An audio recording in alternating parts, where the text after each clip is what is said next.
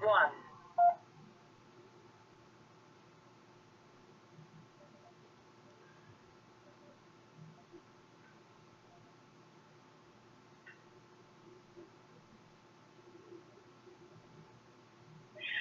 Good morning, and thank you so much for joining me for Modern Living with Dr. Isler.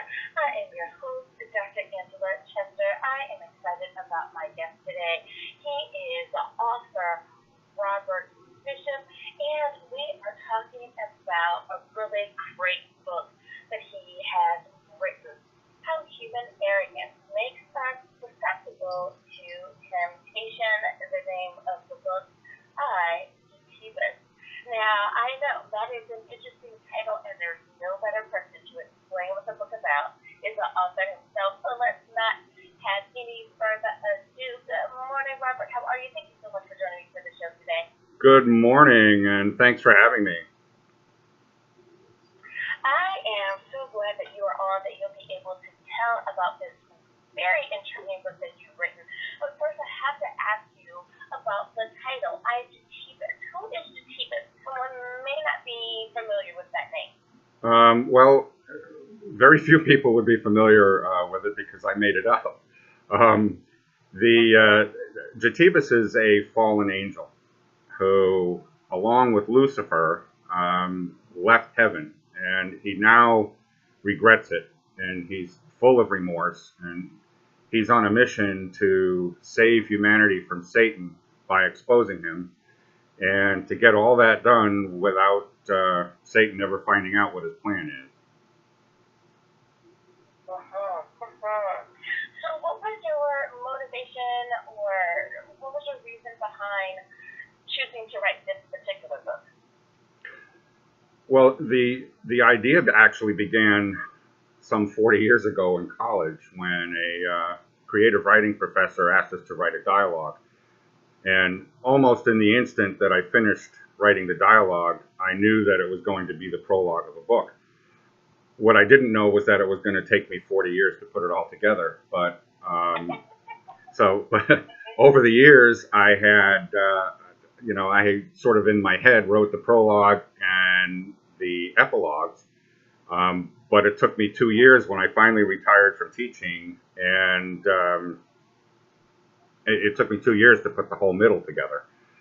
And boy, it was quite an adventure, I can tell you that.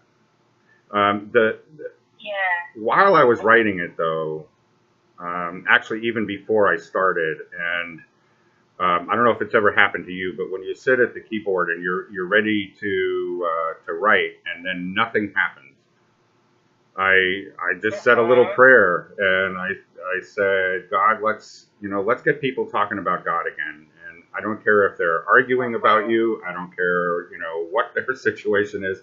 Let's just get people talking about that and morality and so forth.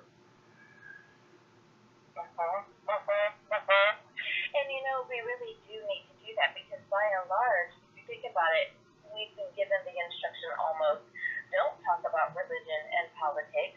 That's how you get the argument started.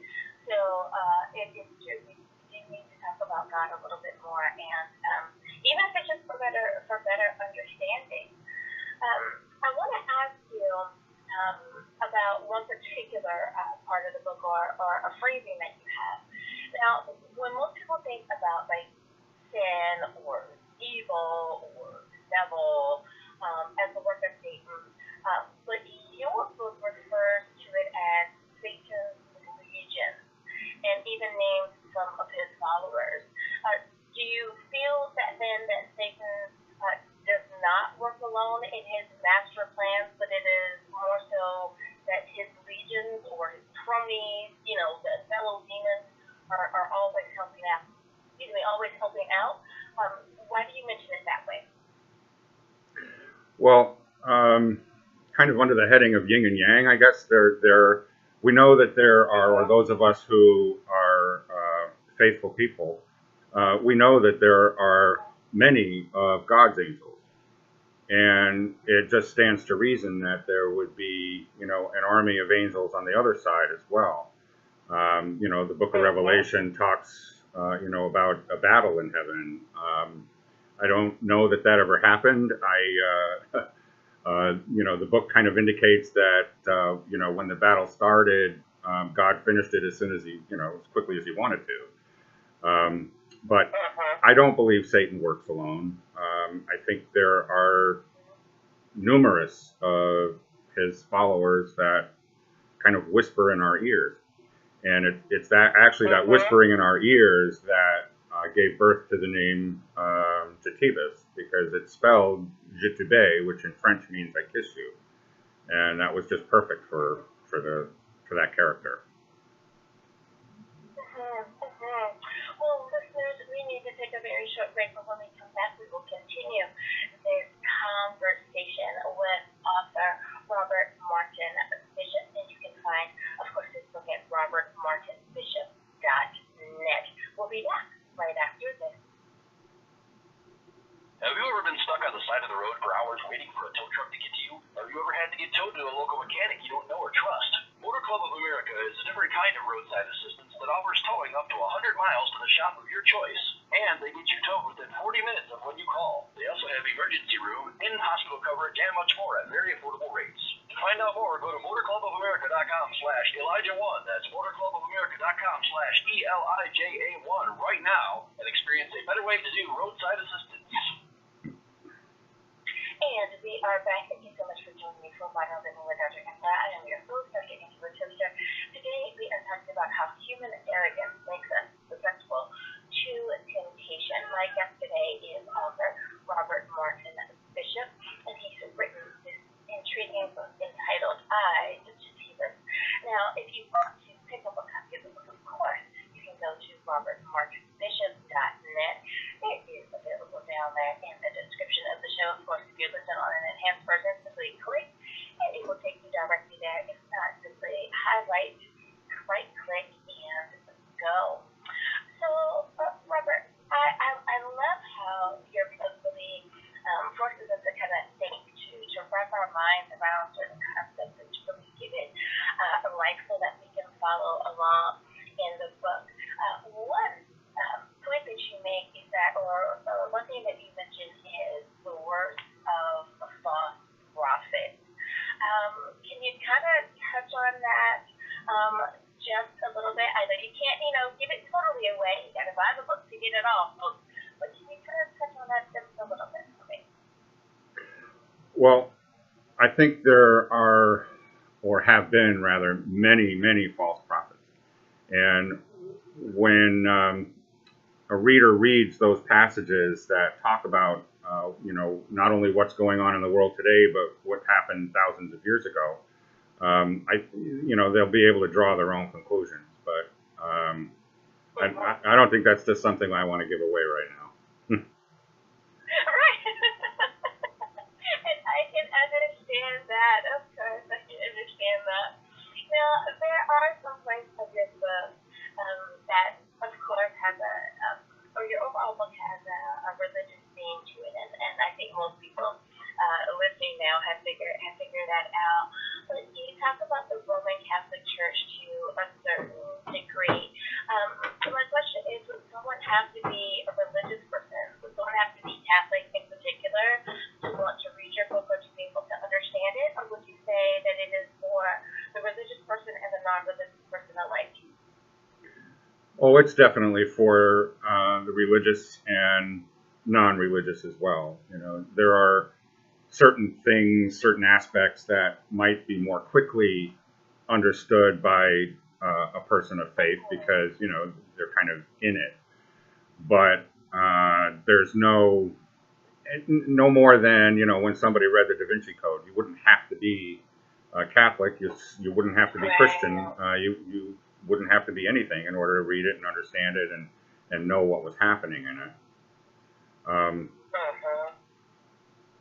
Yeah, and you once asked me in another interview if I'd had any pushback from people worrying about if I were attacking the Catholic Church at all. And, I want to say right out there, I have nothing but respect for the Catholic Church.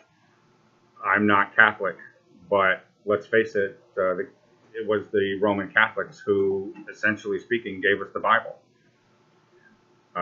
It's, and the Pope, even though we're not, those of us who are not Catholic don't really follow the Pope, he's still the titular head of the Catholic Church, or rather of the Christian Church. So, no, I have nothing but respect for the Catholic Church. And thank you so much for clearing that out for me.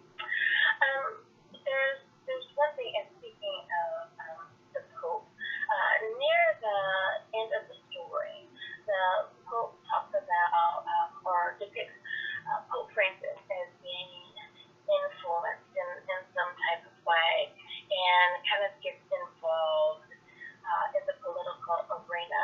And I know that you can't kind of give it all away, but is there anything that you can kind of help the reader to understand about that particular portion of your book? Sure. In the book, the Pope is being influenced by Satan himself. But that is not to say that Pope Francis, as we know him today, is being influenced by Satan himself. So let's remember that it is fiction. But let's also remember that, we're all being whispered to at one time or another. The Pope is, after all, human. So it just stands to reason that he would, suffer the same temptations that we all suffer. As anyone would. Sure. Now, as far as the political spectrum, I look at it this way: if a parent does his job, really all we can do with our children is cross our fingers, and anything else that we can cross, that when they reach, the teen and late teen years, that they make good decisions. And if they don't make good decisions, if they make bad ones, at least let them learn from it and move on. I look at the clergy the same way. If a pastor or a priest or a rabbi is doing his job and shepherding his congregation and teaching what the Bible says, then let the people go out and take care of the politics. The clergy really, in my view, has no business commenting on politics. And I can understand that. I've heard a lot of people say that as well. Now, we are down to about the last minute of the show, so I want to just kind of open it up and ask you if there is a particular nugget of wisdom that you would like to share with our listeners, or if there's a takeaway from the book. I leave it open to you. You have about a minute to share. Well, as I said in the beginning, my real hope for the book is that people will read it and perhaps even gain faith from it. If you find your faith weakening, I think it's possible, because a couple of people have told me after they read it that their faith increased a great deal. And beyond that, I would hope that people would just sit back and think, there have been times in my life when, I did some stuff that I probably shouldn't have done. And that's just not me. And so how did that happen? Or you might see it in someone else. And then beyond that, let's just start talking about God and morality. Even if you don't believe that God exists, let's talk about right and wrong. Let's argue about it. Let's something about it, rather than the kind of nonsense that we all hear today on whatever news network you prefer. It doesn't make much difference. They're all none of them are talking about morality. None of them are talking about right and wrong. They're all arguing about, well, that isn't really wrong, or that isn't really right. Right. Well, Robert, I just want to say thank you so much for being a guest here on the show today, and I have thoroughly enjoyed my interview with you. And I with you. It's always a pleasure to talk with you. Thank you. And listeners, thank you so much for being on with me today, and